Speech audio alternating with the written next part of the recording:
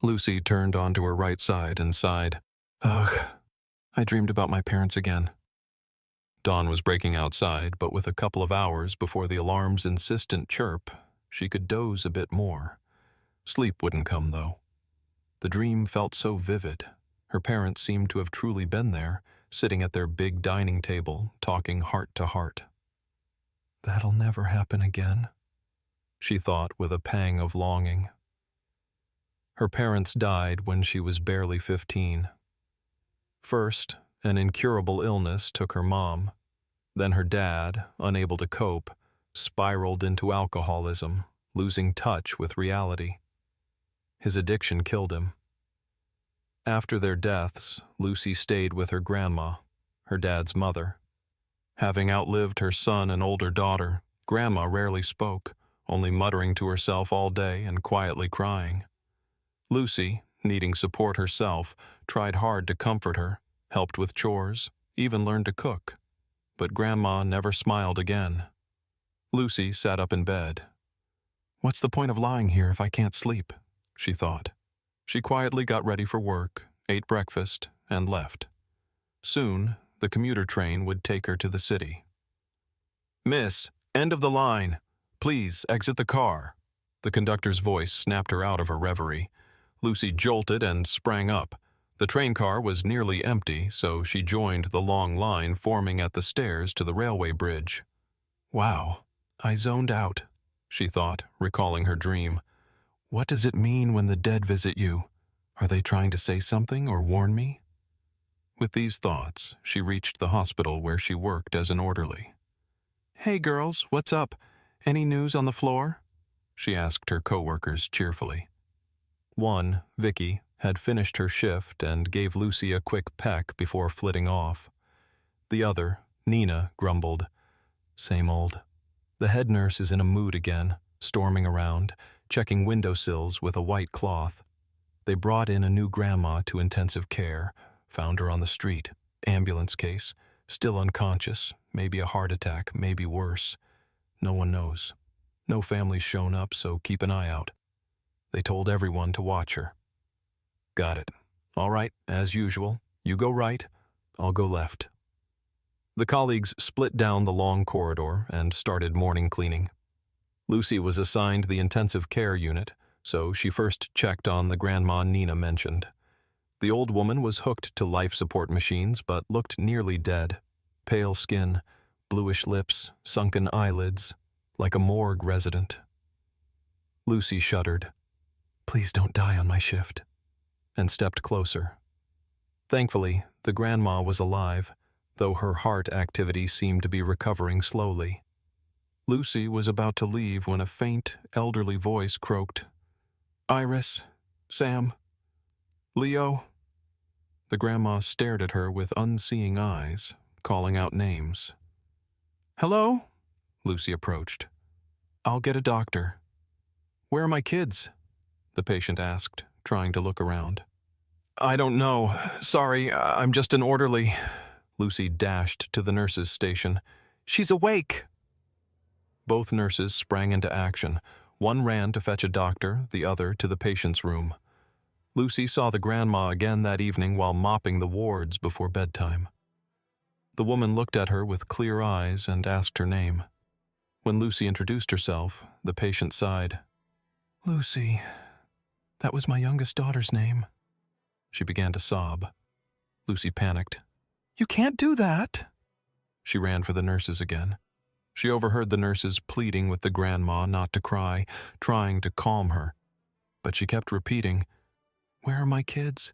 Where'd they take my Lucy? They gave her a sedative, and she finally settled. You live to that age, and no one's there for you, a nurse said sympathetically. Her memory's probably shot. She keeps mentioning kids, but no one's looking for her. Lucy's heart ached. Elderly patients always reminded her of her own poor grandma, buried a year ago, who often wailed, My children, why'd you abandon me? And cried constantly. Did she have a phone? Lucy asked. Or maybe a business card? We could call someone, let them know she's here. Oh, Lucy, Think you're the first to suggest that? There's over 100 numbers in there. Good luck figuring out who to call. The SIM's registered to some guy. Maybe she found or stole the phone. She doesn't seem like a thief, another nurse countered. They say when they brought her in, she was dressed nicely, all in black. Even had a black veiled hat. Probably in mourning. She was calling names, right? Lucy recalled. Let's find those names in her contacts. Lucy, you're a regular private eye, a nurse said, pulling the smartphone from the safe and handing it to her. Go ahead, call if you want. Instead of napping on her cot, Lucy searched for Iris, Sam, and Leo. There were 3 arenas in the contacts, so she dialed Irisy. Hello, this is the hospital. We admitted an elderly woman with a heart attack, no ID, but she had this phone. Do you know the owner? There was a whisper, like someone conferring, then a woman's voice. Sorry, no idea who you're talking about. But how's your number in this phone's contacts? Lucy exclaimed. Look, how would I know? Maybe it's telemarketers or something. I don't recognize the number. The woman hung up. Lucy sighed, found Leo, and dialed. Speak, a man barked, nearly making her drop the phone. She politely explained, but he echoed, Irussy. No clue, no idea how his number got there. No point trying Sam, Lucy thought, but gave it a shot. As expected, the contact was out of network range. Told you, her colleagues said in unison, seeing her crestfallen face. Lucy shared her failed calls, overwhelmed with pity for the grandma no one was looking for, whose contacts denied knowing her. She suggested photographing the woman and posting it on the city's website. Her coworkers nodded. Smart, let's do it tomorrow. It's late. Let's sleep while it's quiet.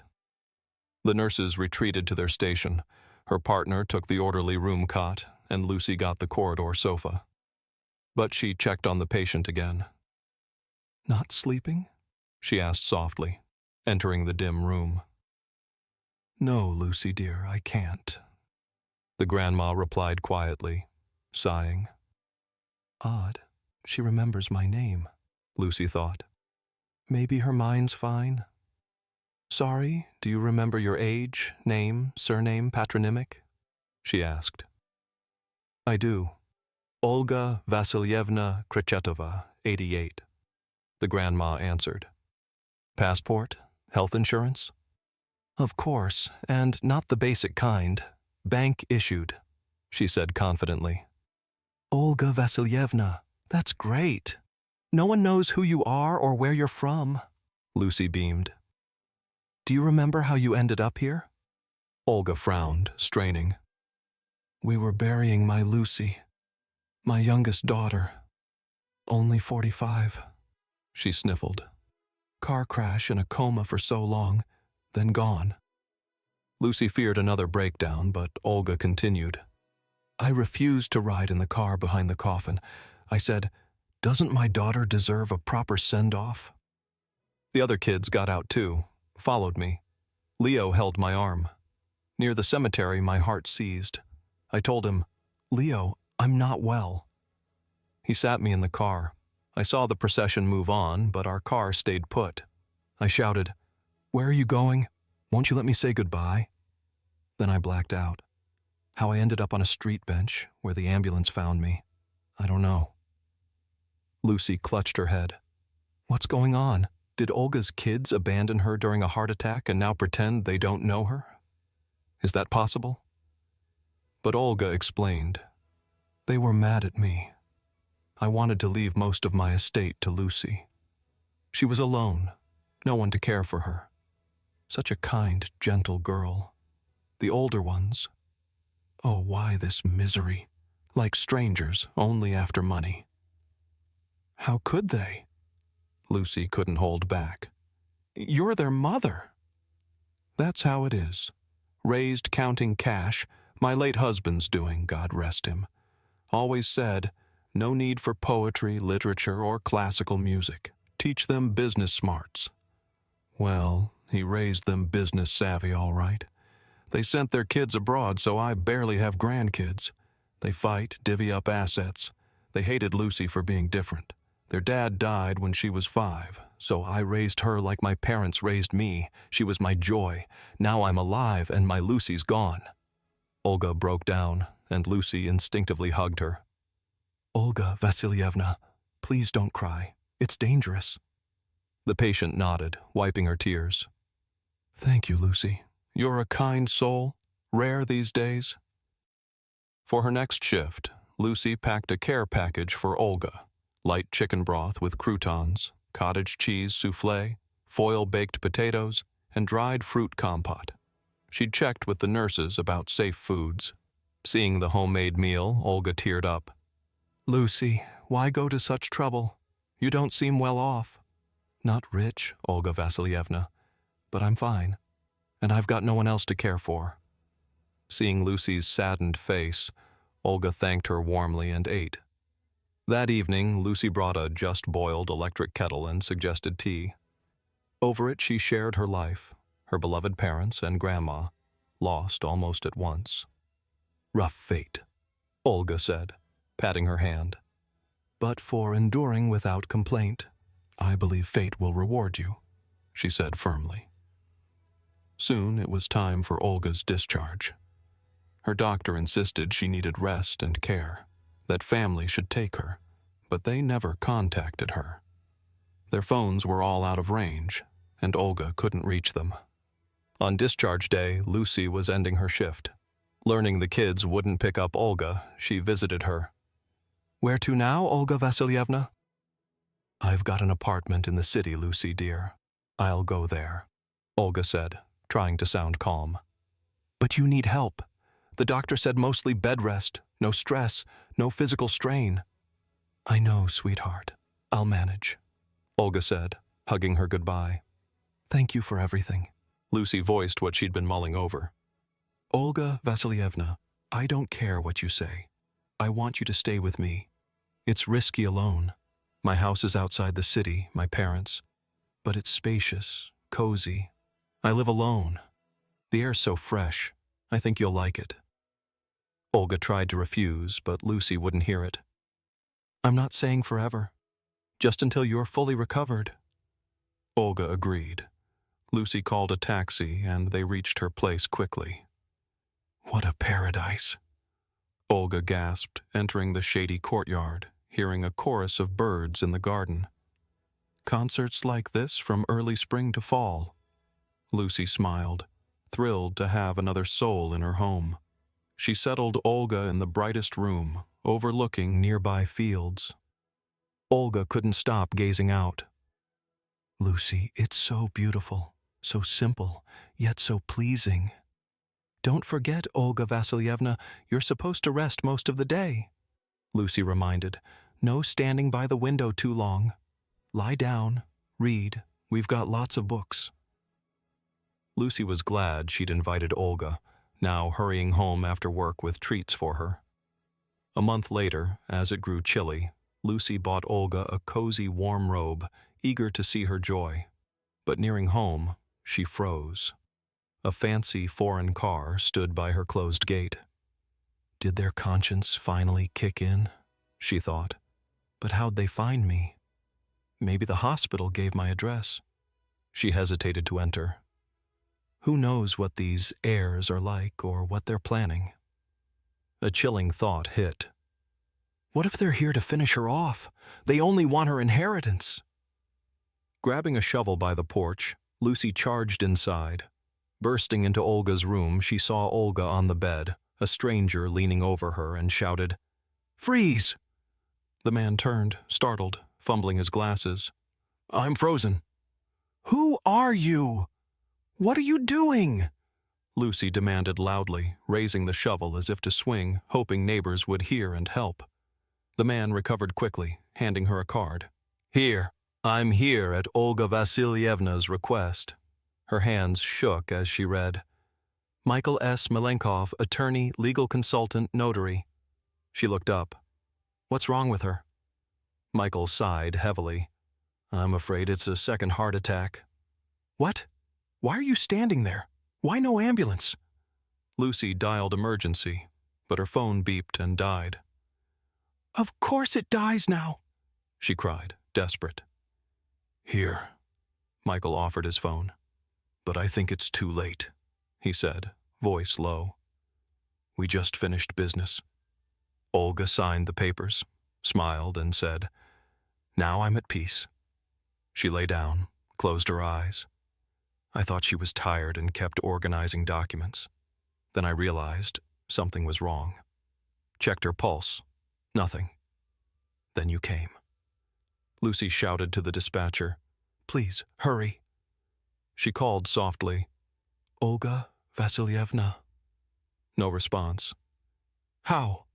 Why? Am I alone again?" Lucy sobbed. Michael sighed. "I'm so sorry. I came for important business." "What business?" Lucy snapped through tears. "Signing her estate to her greedy kids?" Michael raised his eyebrows. "Would Olga call me for that?" "No," she said. "I want to leave it to Lucy." That's how it happened. "She meant her youngest daughter," Lucy protested, not believing him. Michael pulled a will from his folder and showed her. "Look, your name, surname, patronymic, a city center apartment, various assets, a hefty stock portfolio in a major company. You're set for life." Lucy barely listened, checking Olga's pulse again. Recalling how nurses checked breathing, she grabbed a mirror from her bag and held it to Olga's face. It fogged. "She's alive, Michael!" Lucy shouted, nearly lunging at him. "Start the car! If the ambulance is late, we'll drive." He bolted to the gate, and Lucy gathered Olga's things for the hospital. Michael returned, followed by a doctor and paramedics with a stretcher. "Another hour, and it'd be too late," the cardiologist said wearily, exiting the OR. "But we placed a stent. Let's hope she enjoys life a bit more." Lucy, waiting in the hall, hugged Michael. "Michael, we made it." "Why thank me? Thank the doctor," he said, embarrassed, adjusting his glasses. "Don't you get it? You and your phone were heaven sent that day," Lucy blurted, hugging the notary again, who clearly wasn't used to such affection from a young woman. Lucy stayed by Olga's side post-surgery. A Russie called, "Hello, who's this? Where's my mom?" "Who do you need?" Lucy asked coldly. "You again? Look, I don't know who you are, but I need to talk to my mom, Olga Krichetova. Is she alive?" Lucy hesitated. She wanted to lash out at the brazen daughter and her brothers, but out of respect for Olga, stayed calm. "Olga Vasilievna just had major surgery and can't talk. I'm with her almost constantly, so you can pass any requests through me."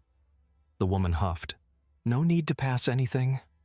After a pause, she added, "Have her call me when she's conscious."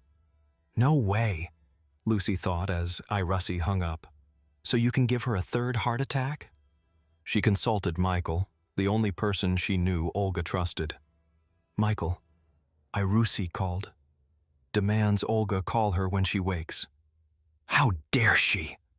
Michael nearly choked with outrage. "Those kids should be prosecuted for treating their mother like that. Only out of respect for Olga's feelings I didn't pursue it. But what now? She'll call again." He thought, then said, "When Olga wakes, let me know. I'll come, talk to her first. Then we'll call Russie." "Mom, you okay? We're so glad. Listen, we need your help. Remember your friend in the prosecutor's office? It'd be great if you could—" "Sweetie, it'd be great if you visited me in the hospital at least once," Olga interrupted gently. Russie suddenly shouted, "How can we? They're hauling us in for questioning. They're pinning an attempt on Lucy's life on us. Some conspiracy.